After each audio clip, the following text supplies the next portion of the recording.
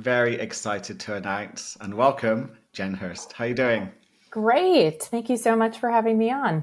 Do you know what? I've been so excited about this conversation because I think it's so timely right now with our discussion about sobriety, alcohol, the effects it has on your mind and body as more and more people are beginning to question their drinking habits. So, can you tell the audience a little bit about yourself and how you've ended up here talking to me on the Mindset Change podcast?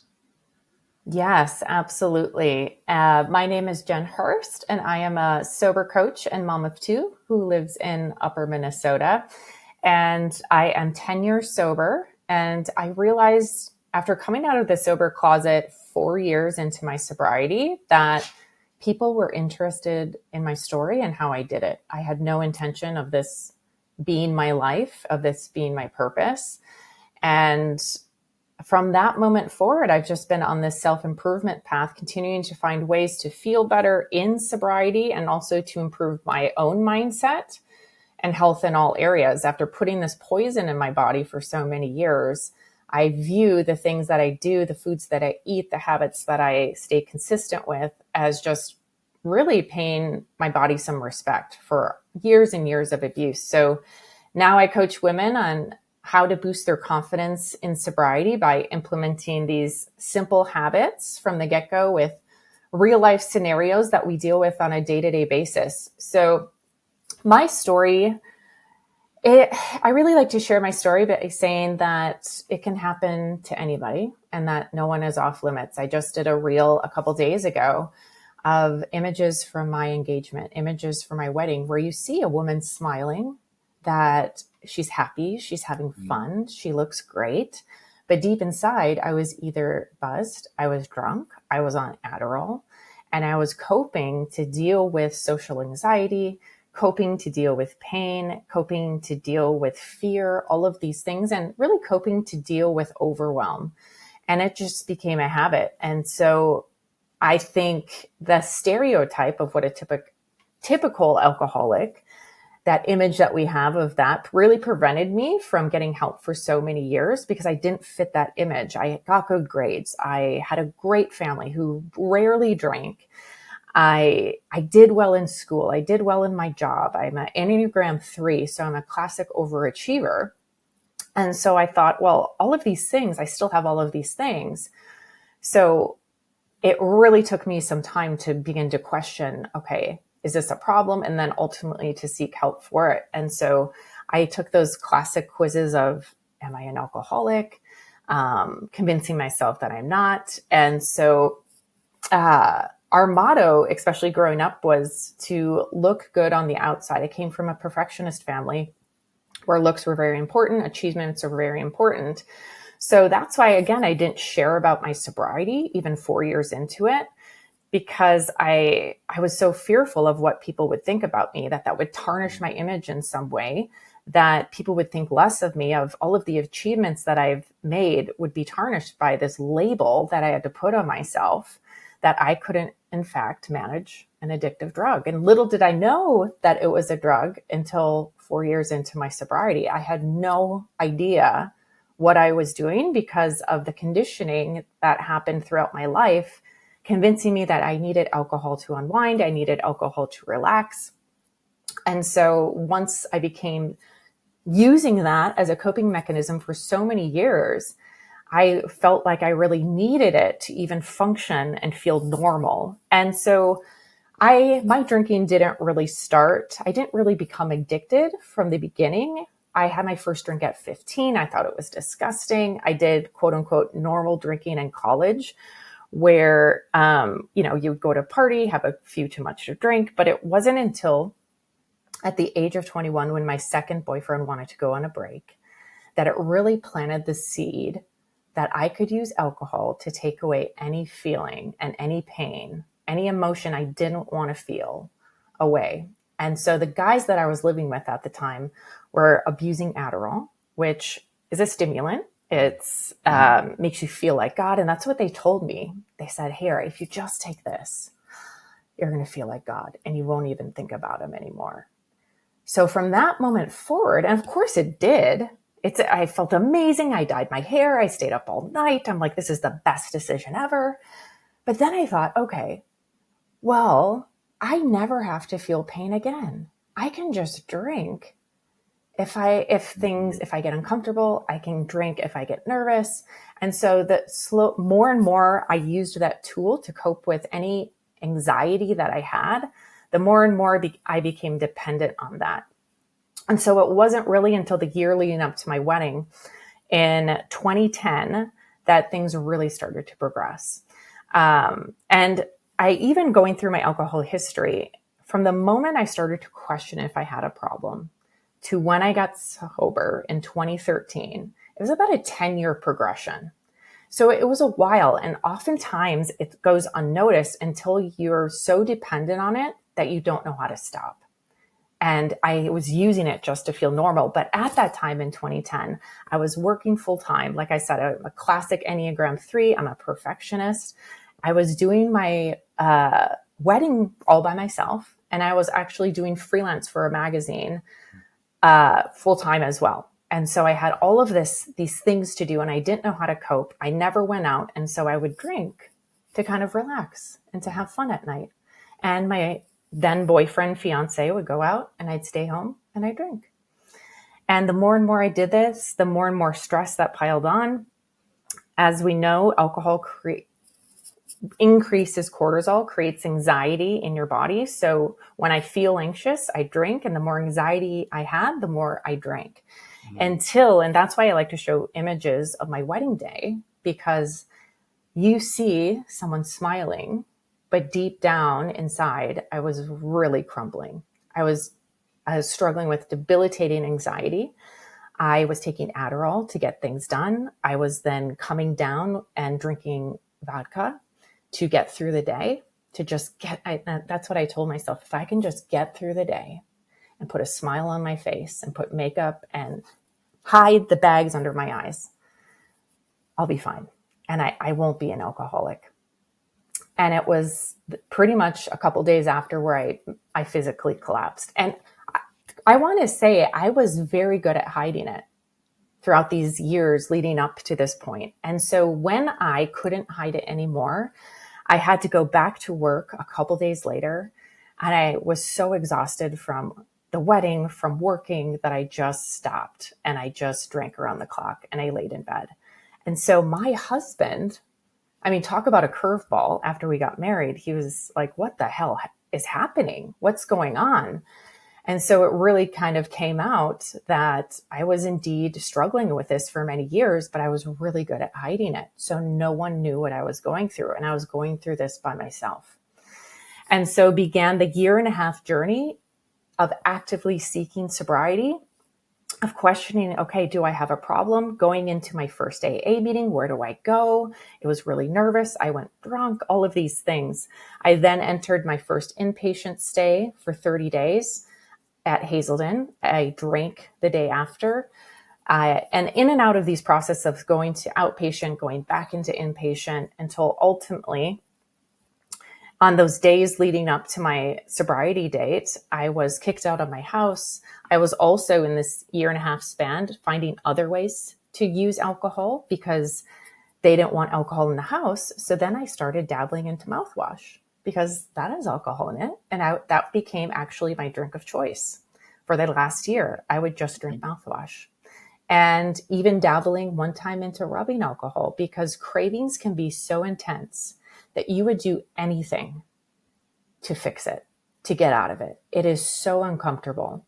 And so I was reaching for anything that I could find to take that feeling away, to take the shaking hands away.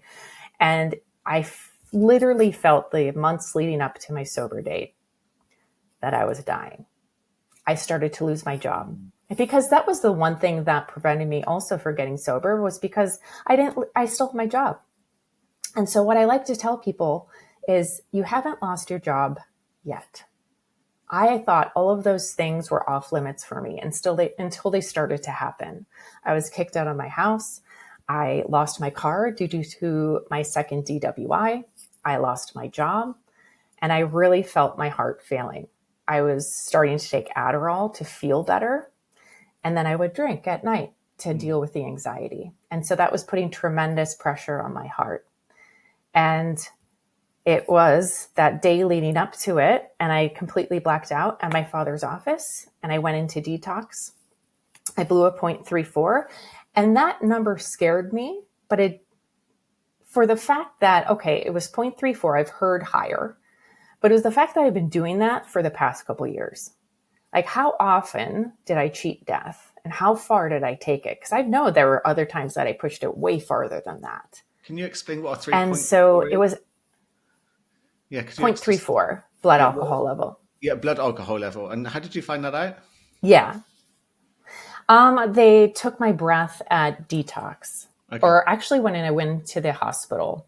First, I went into the hospital hoping I could find a bed, but all of those beds were full for detox at the hospital, which just shows how common it is for this to struggle with this. And so I was sent to another detox facility where they then took my blood alcohol level again. But when I entered the hospital, it was a 0.34, which again is scary. But the fact that I've been doing that for the past 2 years at least scared me. And it was at that point, again, where I physically felt myself dying. And right before I went in, a few days before, again, like I said, I was taking Adderall, I was drinking, and my hands started to go numb. And I thought, oh my God, I really thought I was going to have a heart attack. And I started researching cardiac arrest on my kids, on my childhood bedroom, in my childhood bed, because my husband didn't want me in the house. He had set that boundary. And so I started to drink milk. It said, drink milk. And I didn't tell my parents because I didn't want them to freak out. And I also didn't want them to know I was drinking behind their backs. And so that scared me. And then it was in detox where I made a decision. And I just said, I'm done. And that's what it is. And I know it's so freaking, it's so easy to say, but it was just a click. And I just said, oh my God, I'm so freaking done with this. I have lost literally everything as someone, again, who came from a great childhood, got good grades, got a great job, won awards, all of this, to literally almost having nothing. Calling homeless shelters because my parents didn't know what to do with me. They're like, she went into 3 inpatients. Why isn't she cured? Why didn't this work? What's gonna take for her? We can't have her drink inside her home. Cheating UAs, all of these things. I just said, I stopped fighting it. I stopped fighting trying to control this. I stopped trying to moderate it. And I just surrendered and I gave up what was going to happen. I wasn't talking to my husband. My parents didn't know what to do with me. And I took responsibility for the mess I created. And I didn't expect anyone to believe me. I had said, I'm sorry. This is the time. I swear. This time it's different for so long. How could they know that this was it? But deep down inside myself, I knew this was it. And once I made that decision, everything became so much easier. And yes, I had to do a day in jail. I had no license. I had no car. I had to be on probation. All of these things I had to clean up. I had to be on house arrest. Again, all of these things, but it became so much easier because I wasn't trying to, all of the mental gymnastics that you go through trying to moderate something that's not supposed to be moderated. Once I was able to release that, and just knowing that, and I kept saying to myself, as long as you don't drink, you can't make this any worse. I just kept doing the next right thing. And I got a simple job. I rode my bike to work. I went to my last inpatient stay. I did outpatient. I met with a therapist. I did jail time, 4 months pregnant. And actually very quickly, my life began to improve. I didn't have a car. I didn't have a license. I had whiskey plates, all of this stuff. But within 3 months, I was able to get a job back in my field as a graphic designer. Within 4 months, we learned that I was pregnant with our first child, which is something I always wanted and was something I couldn't have because of what I was doing to myself. And that just God, it tore me apart inside, is that I can't do this because I can't bring someone into the world when I can't even take care of myself.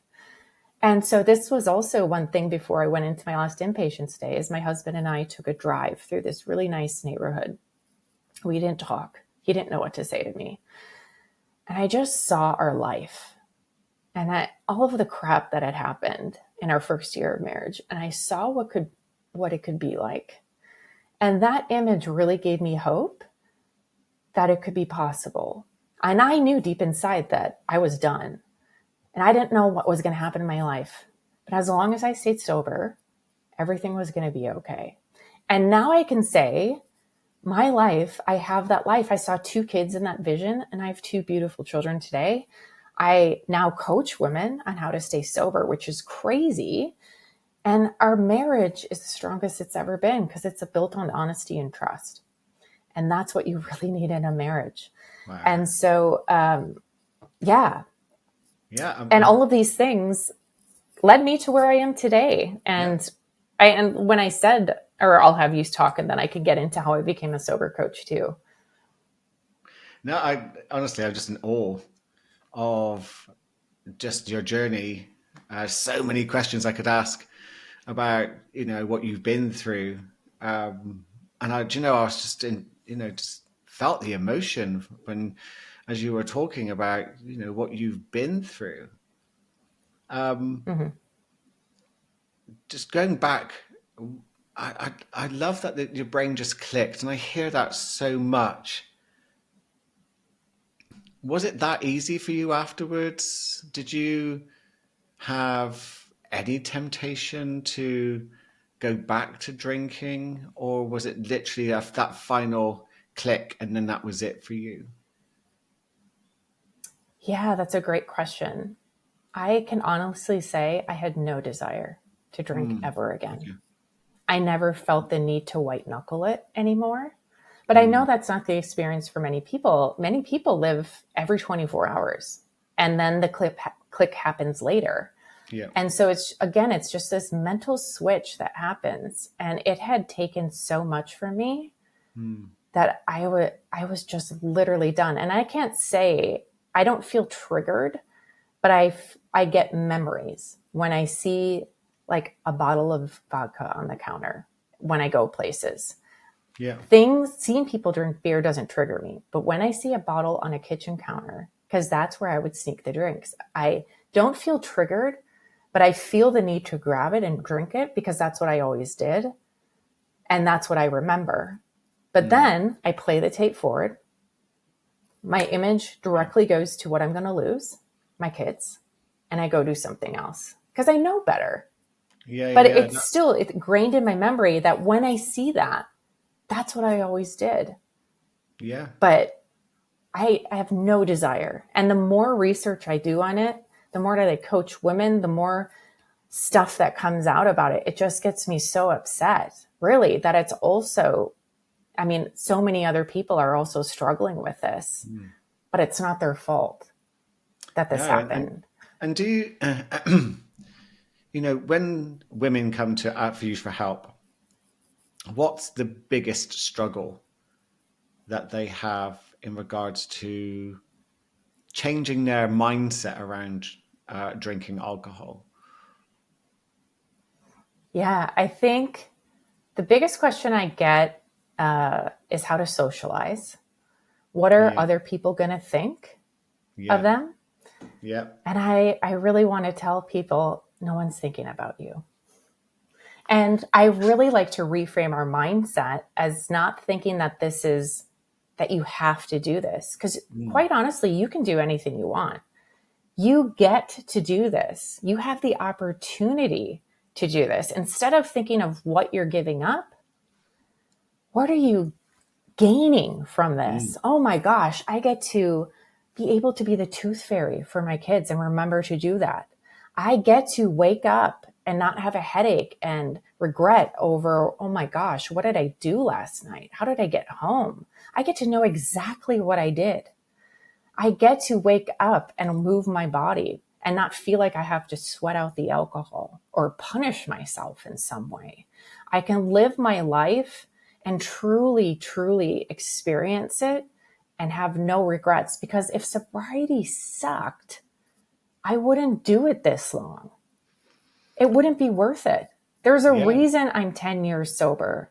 It's given me so many things in life. And it's really not only giving me my life back, but also, gosh, it's so eye-opening what you get to uncover once you're sober. Because now you really get down to the nitty-gritty of what's going on in your life, of maybe childhood trauma or reparenting yourself, of things that keep with you from a childhood, of kind of shaped you who you are today. And now you get the opportunity to rewrite that story and to really get to truly embrace who you are. And that's been the biggest gift that I've gotten. Do you think, I mean, that is a very powerful mindset shift, isn't it? People often do focus on FOMO, what they're going to miss out on. They're focusing on, Mm-hmm. um, how hard it's going to be. And, they don't really focus on the gains, especially mentally, physically, spiritually, on so many different levels. What are Mm. lies? What are the lies we tell ourselves about alcohol? That is going to help me relax. That was one Yeah, main thing that yeah. I used it for. I know for me, it's going to help me sleep. It's going to help me be more extroverted, Hmm. that it's required to have fun, which is absolutely not true. Life is so much more fun when you're not drinking. I mean, because when you think about it, you only really get, and even in advertising, you only really get the first 20 minutes or the first hour. You never see how people feel the next day, of Hmm. sleeping in bed, of having a headache, or being nauseous, or high anxiety, all of those things. So we're only really sold the first 15 to 20 minutes. And I'm just trying to think of other lies, that you need alcohol to parent. You need alcohol to be a better mother, to manage your kids. And my gosh, that's completely untrue as well.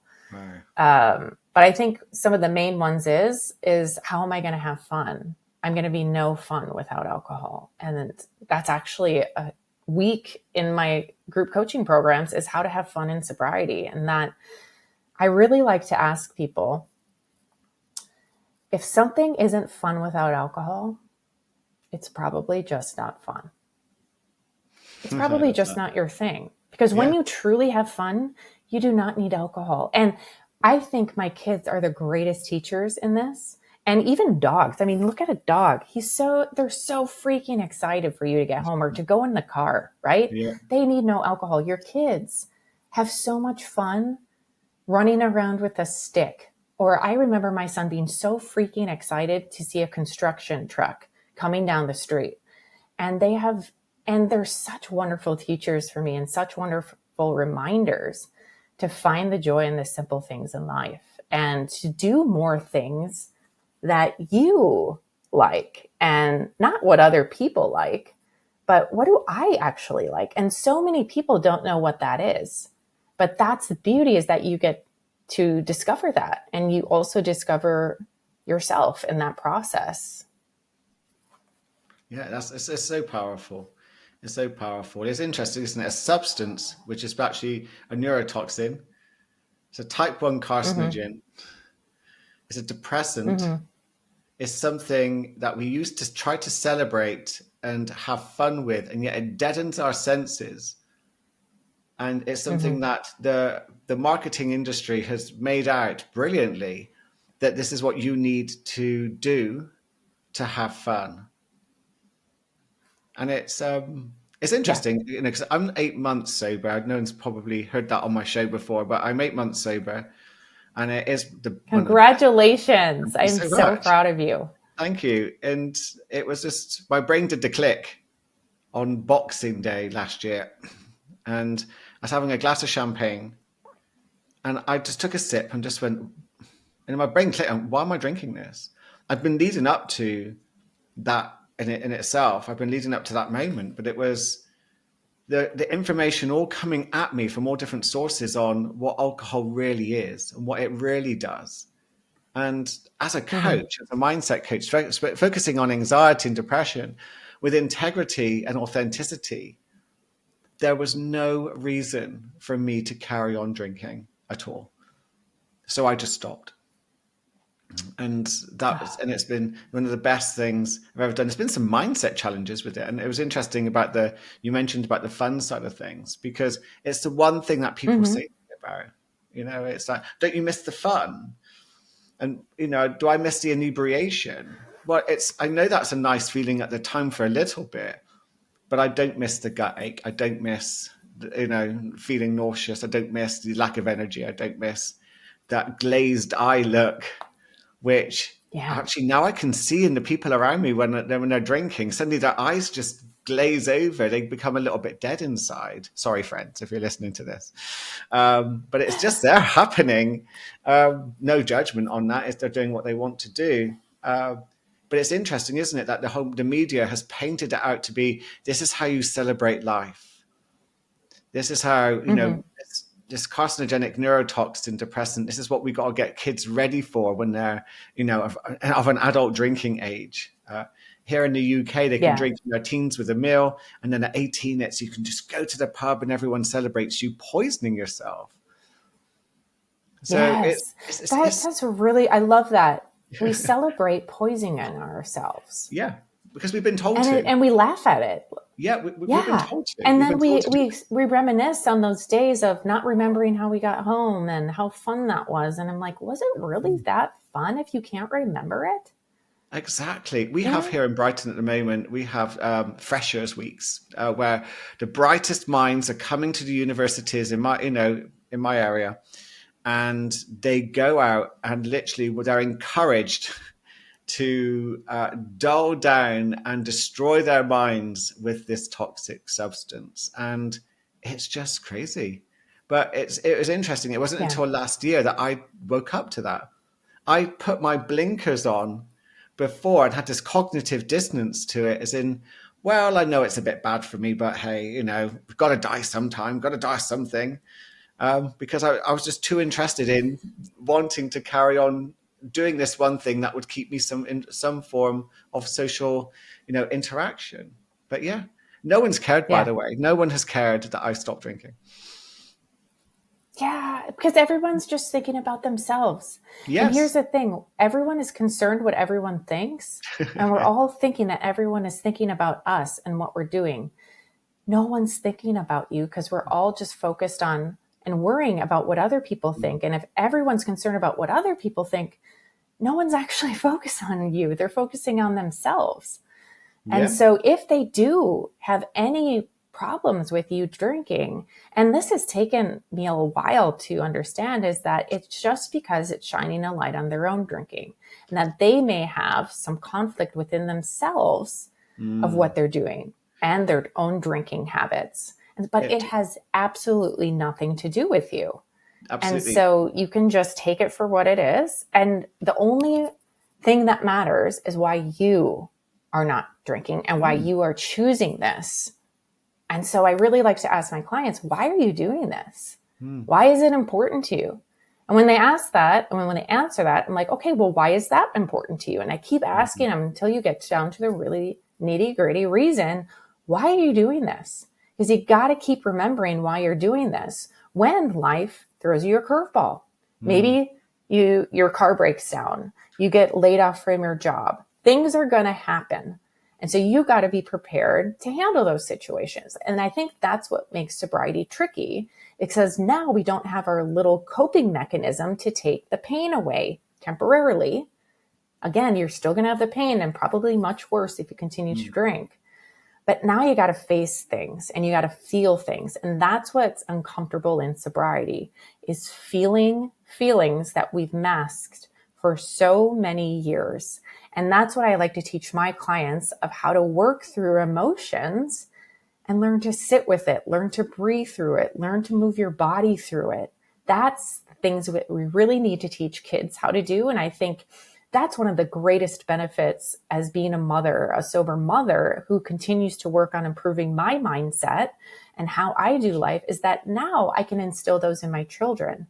How to accept their feelings, how to allow them to cry. I don't tell them don't cry. I instead hold them and try to comfort them and be understanding of what they're feeling that they don't know what to do with. So they can in turn use those coping mechanisms into their adulthood, where they don't also turn to alcohol anytime life gets hard. Because all feelings need to be felt. All feelings are valid. No feeling lasts forever, but they're all equally important. And I always like to refer to this movie. Have you seen the movie Inside Out? Yes, I have. Yeah, it's a beautiful movie. Yes. I Yeah. love to have my clients watch that because it's such a great tool of what's going on inside the main character, Riley, of all of these different feelings. And everybody loves joy. Everyone wants joy, and she wants those core memories. And no one likes sadness because she brings people down. And there's fear and disgust and anger, all of those things. They all play a part in her life. And then you realize, I mean, spoiler alert, but sadness is just as important as joy. And it's important to cry. It's important to feel those feelings. And it's okay to feel sad. And it's okay to feel uncomfortable. And maybe that's the one thing I hope you guys take away from this is it's okay to feel uncomfortable. And you don't have to escape it. You don't have to run away from it. And I also say to myself, something I say to myself all the time is, I'm not going to die. You know, it kind of gets me off the ledge of, oh my God, fight or flight. I'm not going to die. Let's just sit with it. Let's breathe. Let's do a big box breath. Yeah. Take a deep breath. And now let's start to figure out a solution. Because drinking doesn't get you anywhere. It only gives you more problems. Yeah, So, yeah. Yeah, no, I love what you're saying. I think that just hearing what your children experience and just getting to have you have feelings validated that way is so beautiful. And yeah, drinking is a way of escaping feelings. So they're gonna come at some point. They're gonna come at some point. You can't drown them to the point where they don't exist. They will rise to the surface. They will come. And I think that's what Yeah. one of the big myths about alcohol is that it is a relaxant. You get some brief GABA neurotransmitters at the beginning, but after that agitation, and you can see it in drinkers, begins to creep in. And that in itself is quite something to experience.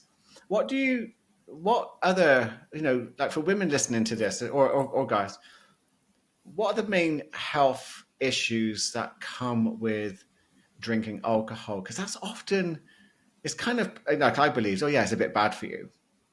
But when I started doing research, I think Dr. Andrew Huberman did a brilliant episode on alcohol. Did you see it? I did. Yeah, Yes. yeah. That was, I think that led to where I am today.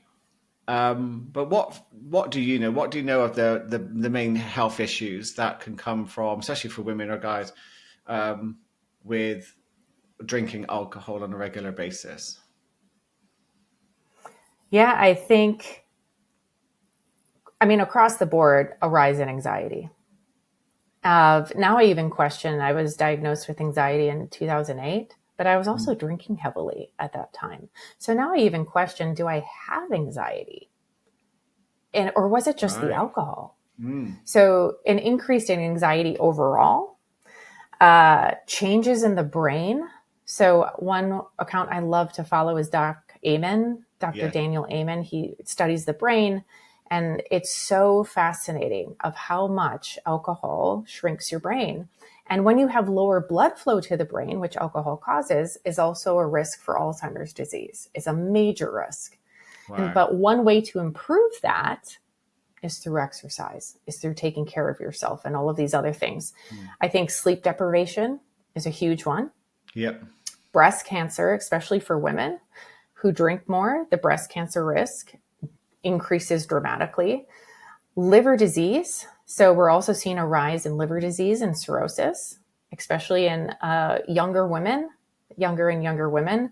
Heart disease, all of those things. And other things, I mean, high blood pressure and other, I think, environment things, fights, DWIs, all of those things are equally as dangerous. And I think that's what makes alcohol one of the most dangerous drugs on the planet, is because it's not only health related, it's also Mm.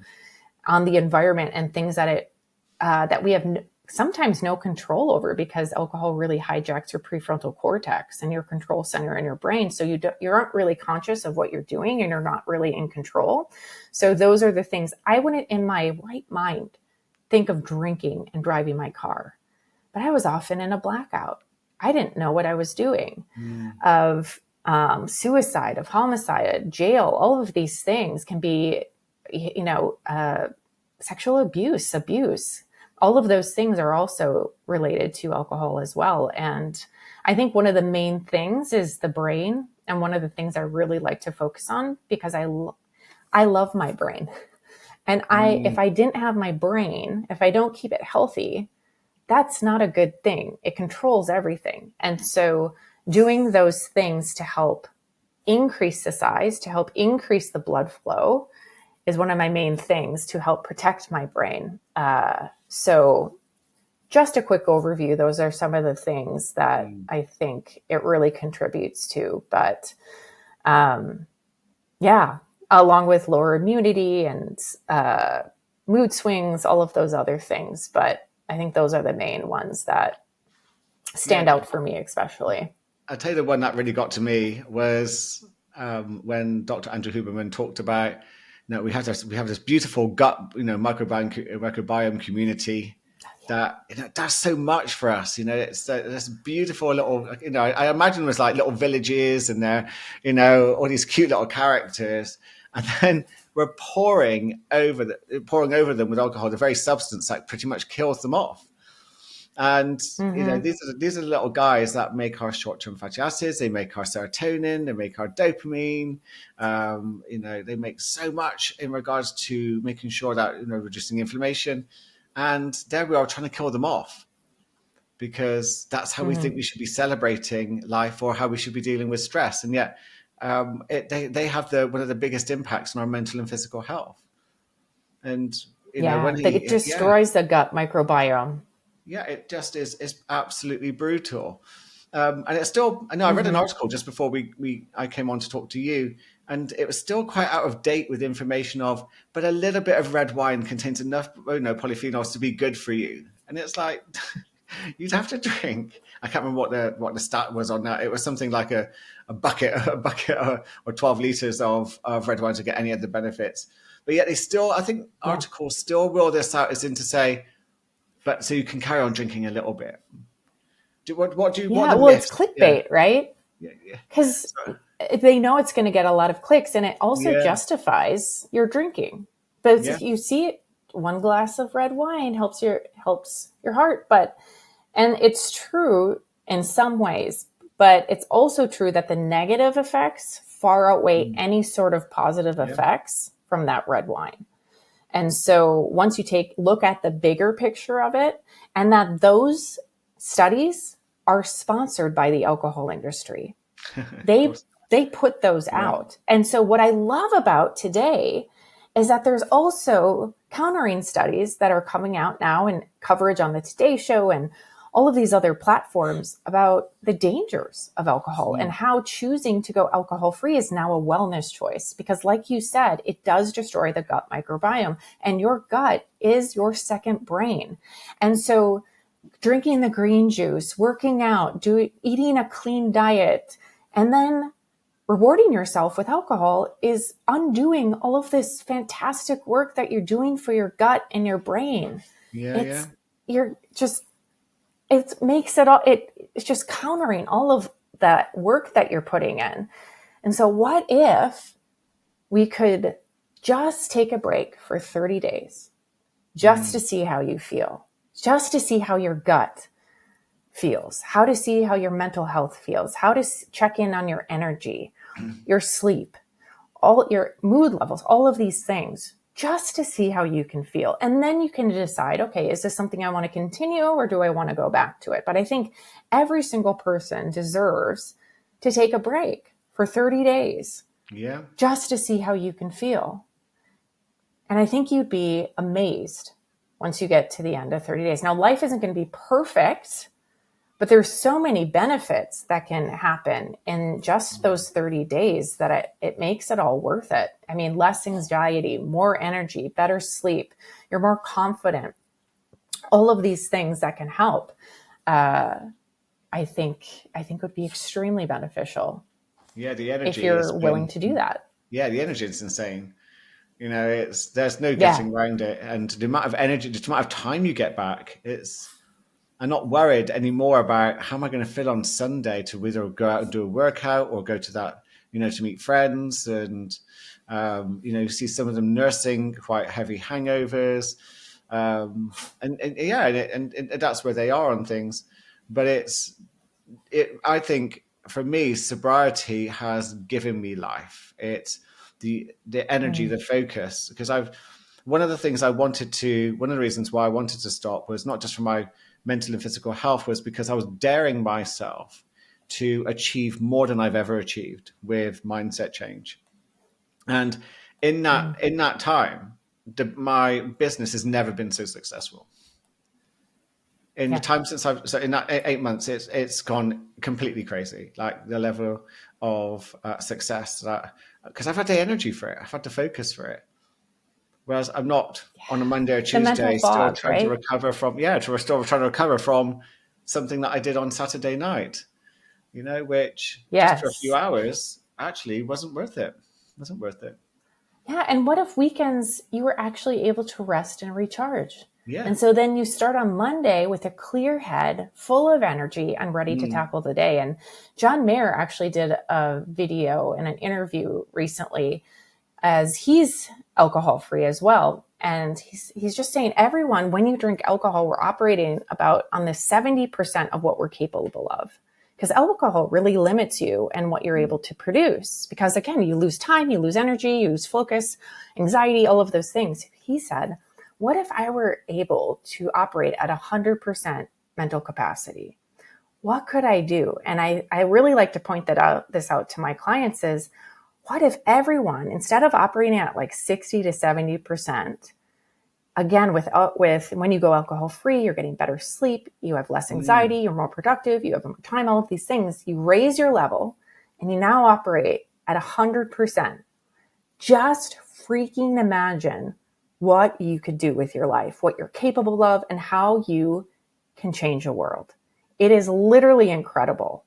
And so I like to think of drinking as just limiting people in so many ways, of staying Mm. stuck in the mundane and just wasting this precious time that we have. That if we were to take a break and just give ourselves the opportunity to just see what we could produce in just this limited amount of time, like for 30 days, 60 days, 8 months, I think you'd be completely blown away. And imagine if Mm. everyone on the planet were, again, operating at 100% mental capacity. We could literally change the world. And so, again, I love that the sober movement is catching speed Mm. and it's becoming more normalized, with not needing to have a problem with it, but looking at it as wanting to see what life could be like. And really asking yourself, is it adding value to my life? How do I feel when I drink? How does Mm. alcohol make me feel? What's the goal that I'm Does your trying to achieve when I drink? Yeah, what does your body actually want it? It's you talked earlier about the abuse you did to yourselves, and I've been very abusive to my body. And the more we tune into our body and get a sense of what it really wants, and with radical honesty, would it really say yes? I want this neurotoxic, carcinogenic depressant, please. That would be lovely. It's not going to, is it? And I think it just been, and again, there's this body that is making, doing its best to help us live this incredible, miraculous life. It struggles Mm-hmm. to do that Yeah. because there are industries out there who have no interest in my or your health. No interest. They Mm-hmm. just want you to buy their Yeah. products. Look at the vaping industry at the moment. I don't know what it's like in the US, but in the Yeah. UK, it's just they're marketing Mm-hmm. absolutely brilliantly towards children to get them hooked. It's so clever how Yeah. it's It's done. bright. It's colorful. Yeah. It's attractive, all of those Wheat things. flavor. They do them in And Skittles flavor now and everything. And it's just like, what? oh my God. Yeah. Yeah. Yeah. Well, and I like to think of, I mean, and your body is very receptive towards anything that it doesn't like. I mean, Mm. me eating gluten, it gets bloated. Me eating dairy gets bloated. It's very reactive. And I've been very in tune with how foods make me feel. And alcohol is the same way. That's why you experience a headache. You get nauseous. Sometimes you throw up after a night of drinking. That's Yeah. your body literally saving yourself. It Yeah. doesn't want that in your system. And so I like to think of my body as a car. And I want to put in and I want to fuel it with things that are going to help it run better, that I can, get to the place that I need to be. And if I use a different kind of fuel, or if I don't do an oil change, it's not going to run as good. Something's going to come off, or a check engine light's going to come on. And so things like exercise, my body wants exercise. It also wants fruits. It also wants good quality protein and Mm. vegetables. It wants to get sunlight. It wants to learn and wants water, like pure water. And all of these things help it run better. And so when it runs better, I feel better. And then I'm more able to be a better mother and help other women, and I'll be a better wife when I feel better. And so sobriety isn't just about drinking. It's about really taking care of yourself and all different aspects of your life, of how much sleep are you getting? What are the foods you're eating? Are you moving your body? Are you taking care of yourself? Because I deserve to feel good and you deserve to feel good, not just sometimes, Do you but think that's, overall, I want to yeah, feel good. do you think, because there are people listening to this, and I've been there, and I guess you might have been there, where we know we should look after ourselves. We know we could be better. We could listen to our bodies. But what do you think stops people taking that step? Why do we find it so difficult at times, do you think, to look after ourselves? It's too hard. Go We on, don't have yeah. time. Yeah. And that's what I get. It's just too Mm. hard. I'm never going to get this. But again, that's all a mindset. Yeah. But I like to also question, it's equally as hard to continue drinking. It's equally as hard to live in a body that that you don't feel comfortable in. It's equally as hard to be tired and have no energy.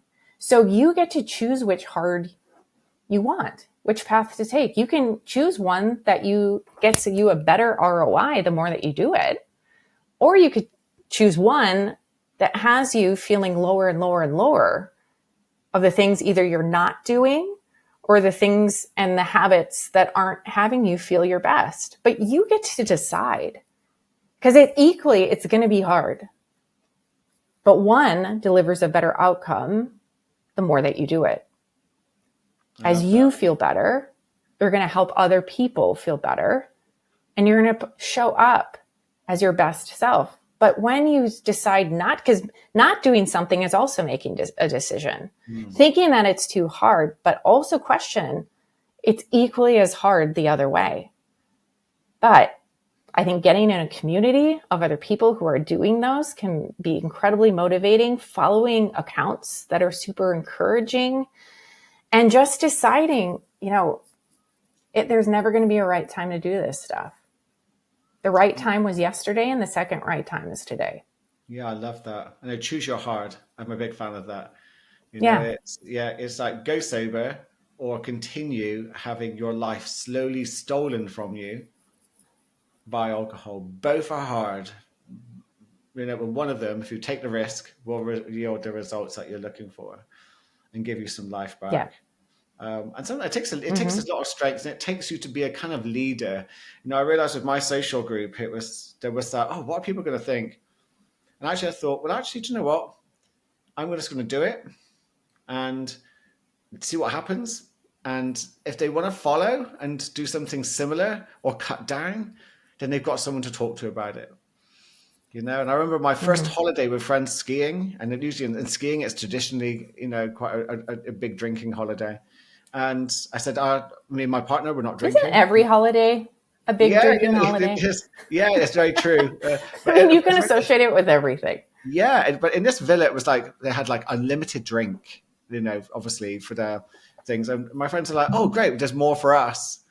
But what began to happen throughout the week, some of my friends say to me, do you know, we've never drank so little. So I don't know if that Mm-hmm. was an influence of, well, I'm not doing it. I really want to go skiing tomorrow, and I want to get up really early and have a great time. Mm-hmm. Whereas before, I've had to take travel sickness tablets because I was so ill the next morning from drinking but so it was ruining why I was on holiday, why what I was getting out of it, the skiing. Whereas my last skiing Yeah. trip, I did my best ever skiing completely sober. It's Mm-hmm. wonderful. Wonderful. What Yeah. what And tips would you like you have? said, Yeah. oh no, I was going to Yeah. say Yeah. many times, if you're the only person in your group of friends who's deciding to not drink for 30 days or go sober or alcohol free, chances are they're just looking for someone to go first. Mm, And love that. more often than not, there is someone in your friend group who's also considering the same thing or knows someone who also has been affected by this. Because when they see the changes in you and how you show up, how you have a fun time without alcohol, they also know that it's possible. And sometimes they just haven't seen that. They don't know another way.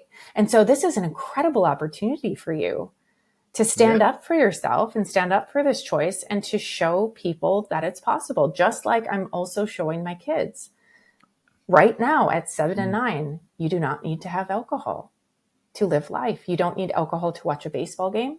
You do not need alcohol to watch a football game. Mm, You don't need alcohol to go to a party.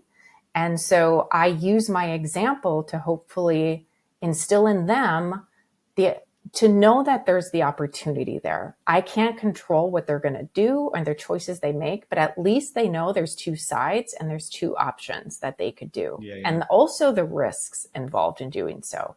So more often than not, your friends are just waiting for someone to go first, and have yourself be that example for other people.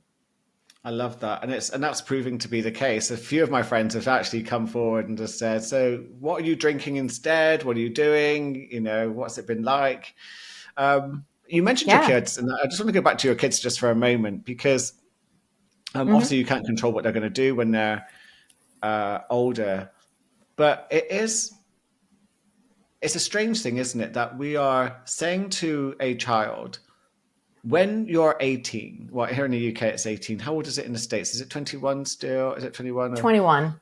21? Yeah. So Mm-hmm. when you're old enough, we're going to give you this carcinogenic, neurotoxic depressant, which will make you nauseous, make you sick, you're going to make terrible decisions on it. You're going to end up in prison. Yeah, you could kill someone whilst under the influence of this drug. It could kill you. And we're going to celebrate you turning of age with this substance. You're going to, excuse my Isn't that language, funny? people. Yeah, it is. You're going to shit your bed. You're going to vomit everywhere. You're going to have all of these experiences, and especially, you're going to put yourself in serious danger. So here's this drink. So and then there's this little advert we have in the UK where it says "drink responsibly." So Ugh. it just is that we promote this as a rite of passage for a certain when you become a certain age, and yet no one would do it with heroin, no one would do it with cocaine, no one would do it with any other type of drug, which it could Mm-hmm. steals from people's lives. But yet we're happy because we've been conditioned into doing that for to promote it towards children. As a question, how would you handle that if your kids decided to explore alcohol? I would accept them, Mm. but I'm also doing the conditioning now when they're young of, again, Yeah. learning how to manage their emotions, telling my son, just because your friends are doing it, and this isn't pertaining to Mm. drugs. I like to just say not drugs and alcohol. Yeah. You don't have to do it. Just because your friends are doing this, you don't have to do it, Landon. And just trying to instill those things now. But if they were, and I'm sure they will, I'm not sure. I'm going to be there for them. And I'm not going to judge them. I'm not Mm. going to shame them.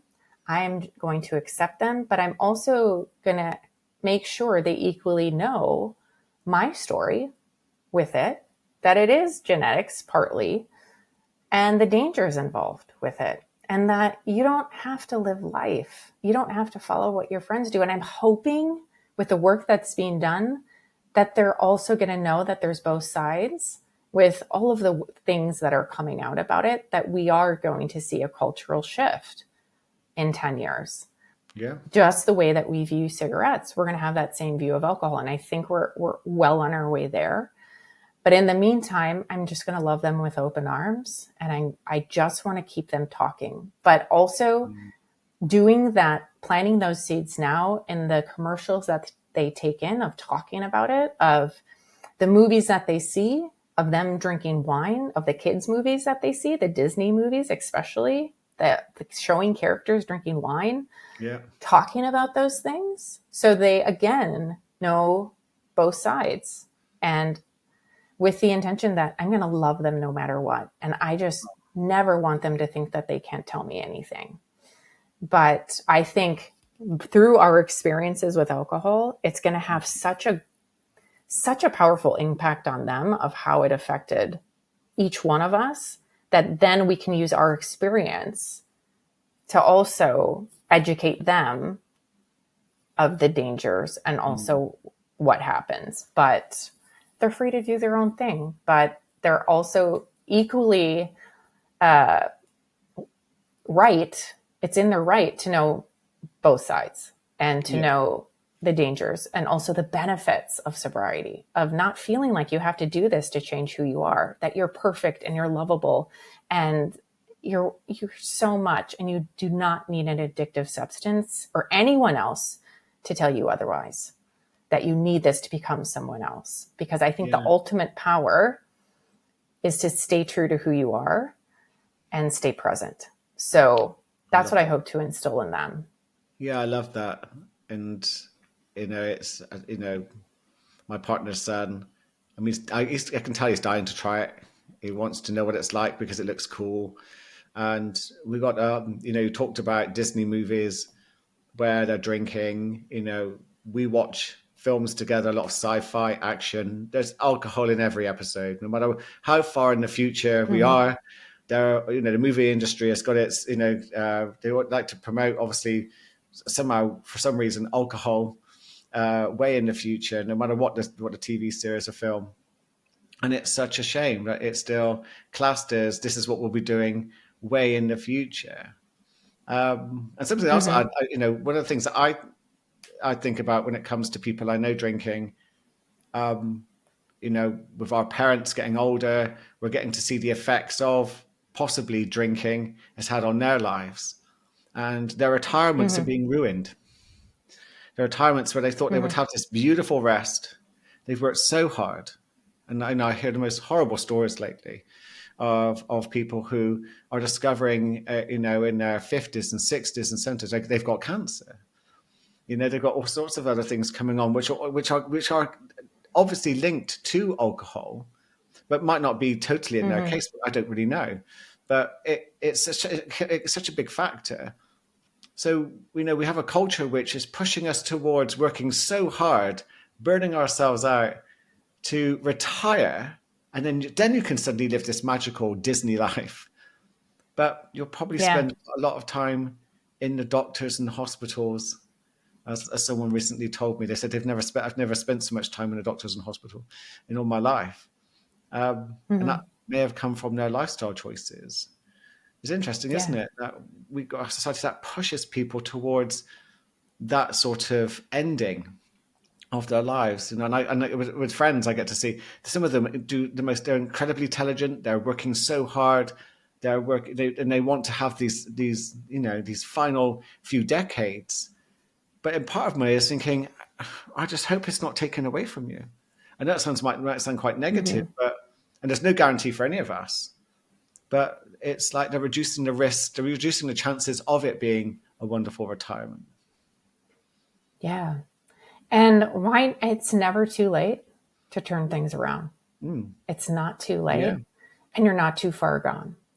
And why not start to do that repair process today? Because like you said, I don't want to be living my life suffering from Alzheimer's or not having my body work and move in the way that I want to be full of energy. I want to continue to do activities with my kids and my grandkids. I want to completely love and embrace that retirement life, but I can't do that if I'm not taking care of myself. And so play the tape forward. How do you want to feel in 60, 70, 80, all of those years? Because what you're doing today is how you're going to live life later on, because all of those things add up. And so what's one small thing that you can do today to help your brain, to help your body, to take care of it? Like, what's the most loving thing that you can do for your body right now or for your mind? It could be go outside for a walk, get some sunshine, drink a glass of water, read a book, something. Eat a serving of vegetables. Just one small thing, or not drink just tonight because you want a better brain. Yeah, it's like a little love letter to your future self, isn't it? I read that somewhere recently. You know, Yeah. each little Because tomorrow's never a guarantee. yeah, no, no, it's but if we are going to get there, we want to be in the best form possible. We want to have the energy, the vitality, and I've met some amazing entrepreneurs who don't drink and coaches, and you know, they're a lot older than I'm in my 50s, and they're a lot older than I am, and their energy and mindset is phenomenal because they invested in them in their future selves. Yeah, I love that. I love that. Jen, it's been Or absolutely invest in amazing. your tomorrow self, Yes, yeah. right? It's something a little bit Invest in your closer. future self, but invest in your tomorrow self. Yeah, I love that. Absolutely love that. Jen, it's been incredible talking to you. Thank you for coming on to the Thank show. you so much. Yeah, This has been such a great conversation. And yeah, I've loved it. I hope it gives you just some questions to ask yourself Yeah, about your relationship or how you want to feel tomorrow, how you want to feel in the future. I think that is such an important question. I don't think enough of us ask. We get lost in short-term dopamine habits, chasing dopamine habits, which distract us from maybe the pain of thinking for tomorrow. Jen, if people wanted to contact you and you know have a bit of sobriety coaching, where can they find you? Yeah, so you can go to my website. It's joinlighthousesobriety.com. Otherwise, you can follow me on Instagram at Jen Hirst. I like to hang out there. That's where I hang out Yeah. most. So I And found you. from there and on my webpage. What's Yeah, that? so I found you, and I love your content. When you talked at the beginning about, you showed your pictures of you from your wedding day, etc. I saw that reel. I saw what you were talking about, and yeah, your content is gold. So please do check out Jen Hirst's Instagram. I'll put and website. The details will be in the show notes. Jen, thank you very much for joining me for today's episode. And again, it's been an absolute honor. Yes, thank you so much for having me. I really appreciate it. Yeah, thank you.